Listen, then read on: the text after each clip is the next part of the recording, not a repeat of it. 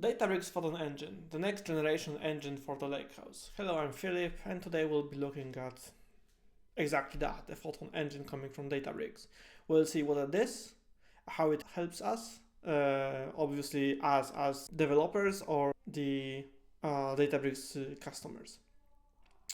So let's get started. Obviously, I'll be looking from the perspective of a person that needs to sell and produce solutions for clients. So I will be most interested in look at the cost of introducing Photon to the overall solution and the cost to performance ratio. Obviously, I'm expecting it not to be cheap. So yeah, let's get started. Editor Philip here. I just want to say, because in the original cut it was not clear enough. Today in this video we'll be looking only at the front page of Photon. We will see the promises that Databricks give us, right? And in future videos we'll be looking more into details. I would like to look at the paper that is listed on this page. I would like to look at the concrete comparison of prices. I would like to look at the differences, potential differences in the API itself, but that all will come later. Today, only if the front page, we'll see what the Databricks is promising us. Photon is the next generation engine on the Databricks Lakehouse platform that provides extremely fast query performance at low cost. From data ingestion, ETL streaming, data science, and interactive queries directly on your data lake.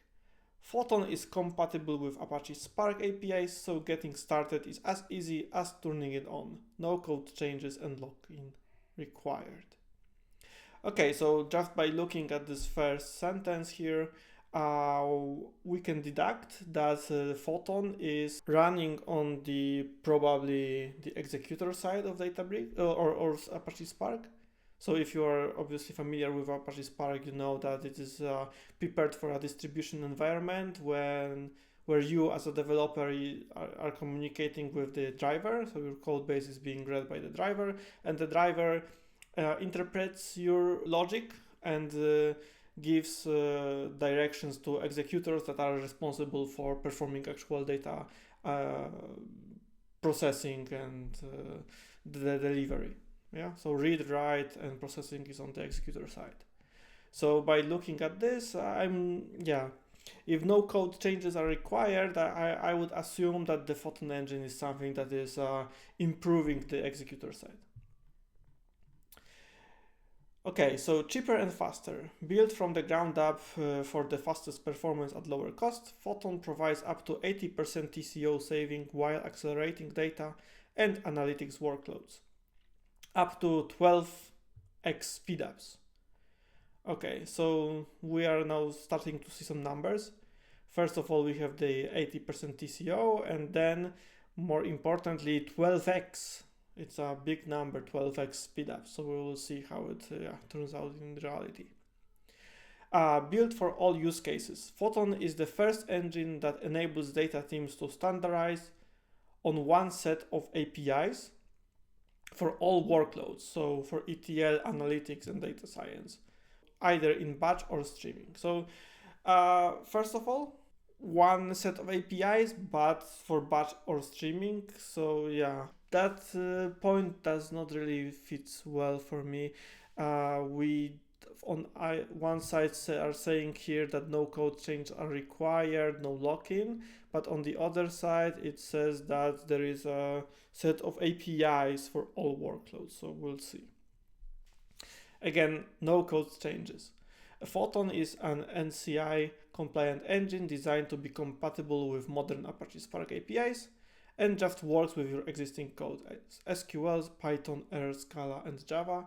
No rewrite required. Yeah, so those two points are not really in the same area. You either don't need to have any code changes, or you have a new set of APIs for all workloads, as they say. Also, I'm very interested in hearing from you whether or not there are still Java developers using Spark. We see more and more marketing towards Python, so we probably can expect in the future that the majority of the logic written in Spark will be in either SQL for those environments that just enable Spark SQL queries, and Python via interop to Scala, right? We'll see. Why Photon? Query performance on Databricks has steadily increased over the years, powered by Apache Spark and thousands of optimization packages as part of the Databricks runtimes, DBRs.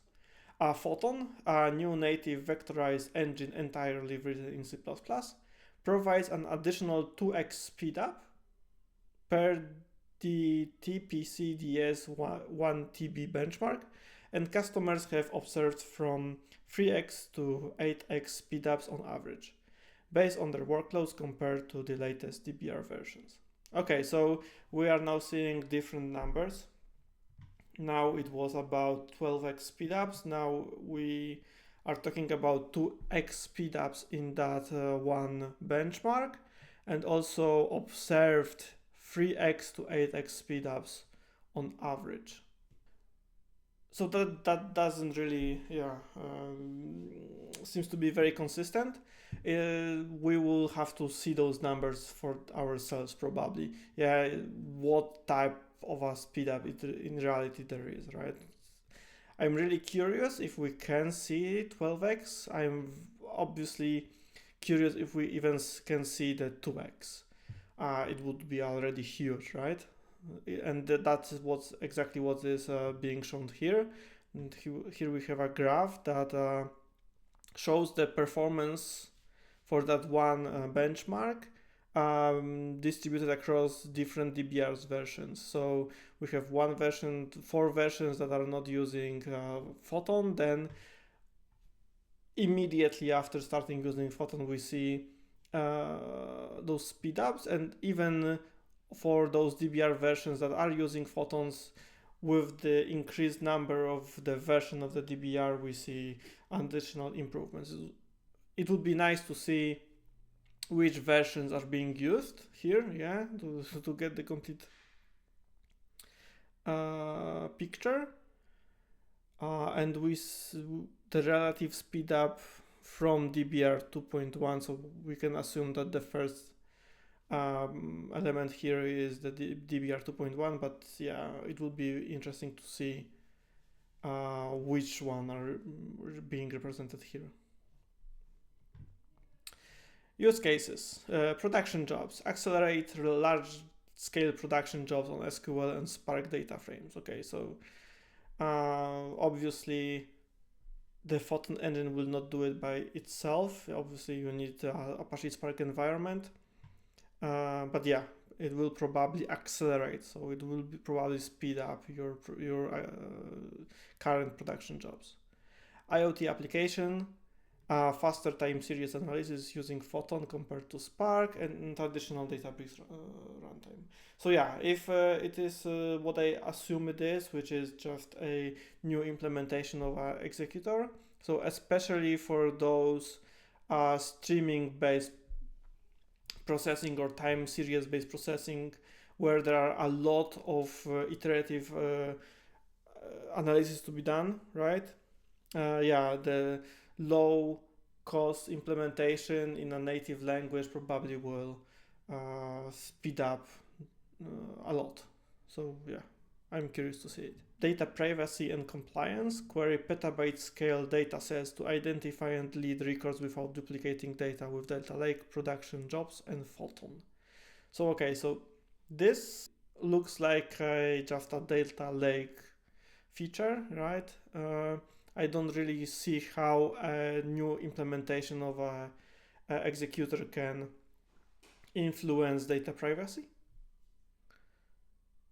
But yes, we will see. Loading data into Delta Lake and Parquet. Photon vectorized I/O speeds up data loads for Delta Lake and Parquet tables, lowering overall runtime and the cost of data engineering jobs.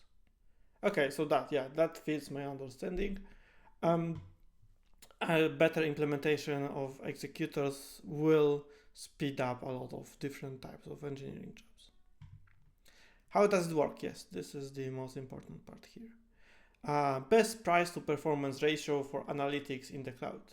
Written from the ground up in C++, Photon takes advantage of modern hardware for faster queries, providing up to 12x better price to performance compared to other cloud data warehouses, all natively on your data lake. Okay, so data lake or delta lake, make up your mind. So again, we still see that benchmark here, and now there is a comparison between Databricks, and Databricks is split between SQL spot instances and SQL on-demand processing, and the comparison is to cloud data warehouse 1, 2, and 3, and those different cloud warehouses. Yeah, obviously. This is the marketing page for Databricks, so those obviously will show you higher cost. But we also need to know that all major competitors to Databricks now also support on-demand processing and alternatives to spot instances, so that those numbers might not be the most accurate, right? But yeah, we'll see. It is also interesting to see that the cost here is being shown. I would assume that enabling Photon will increase the cost of a DBU on Databricks. We'll see. So yeah, I'm very interested to see how it turns out. So works with your existing code and avoids vendor lock-in. Oh, interesting. Photon is designed to be compatible with Apache Spark DataFrame and SQL APIs to ensure workloads run seamlessly without code changes. All you have to do to benefit from Photon is to turn it on. Photon will seamlessly coordinate work, and resources will transparently accelerate portions of your SQL and Spark queries. No tuning or user intervention required. Okay, interesting to see that they distinguish between SQL and Spark queries. Spark SQL are Spark queries. So yeah, interesting. But this diagram here looks very interesting. I think this is the one that I was looking for. So we see now the split between what is being managed by JVM and what is being managed now by Photon. So we see that your queries are still managed by your old Spark driver, which is still completely written in JVM, so in Scala. And this is still responsible for analysis, planning, and optimization. So yeah, so the whole query engine is here. And then the distribution of work in executors is now split between JVM part and native part. So that native part is obviously the one written in C++ and Photon. And I would assume that to reuse a lot of what was already written, I would assume that the JVM part is responsible for the communication with driver. And now after the communication is done, the actual job execution or task execution, the actual data manipulation is performed by that native implementation in C++. So this is a fine diagram. It fits what my understanding was before. Obviously, we need to dive deeper in the future, but yeah, the Photon engine itself is a new implementation of the of the executor on the part that is responsible for the actual data manipulation. This is a very nice graph here. Okay, so optimizing all the data use cases and workloads. While we started Photon primarily focused on SQL to provide customers with world-class data warehousing performance on their data lakes, we have significantly increased the scope of ingestion sources, formats, APIs, and methods supported by Photon since then. As a result, customers have seen dramatic infrastructure cost savings and speedups on Photon across all their modern Spark workloads, Spark SQL and DataFrame. So here we see that, yeah, you can still use your Spark SQL queries, your Spark data frame, and whatever Koala is. I'm not sure here. But yeah, I'm very curious to see whether or not those data frames are those Spark session data frames, or whether they are the Spark Connect data frames, right? In Spark 3.5, Spark introduced Spark Connect, which is an API for connecting different code bases. So you can have a Spark Connect in Go, Rust, C Sharp, whatever you want, and you can just connect to an already existing Spark server or Spark cluster. So it's a little bit different from a normal Spark session where you directly were writing code on to your driver, right? So yeah, it's interesting if we can have Photon on a Spark session or just in Spark Connect, right? But yeah, you have that what you had before, and then that comes through the query optimizer, native execution engine, and caching, right? So again, that previous chart showed that Photon is only on the execution part, right? So I would assume that here also Photon is responsible for that native execution engine. But yeah, we have to investigate that. Then, okay, discover more about Delta, Databricks SQL, Unity Catalog, Live Tables, obvious features of Databricks.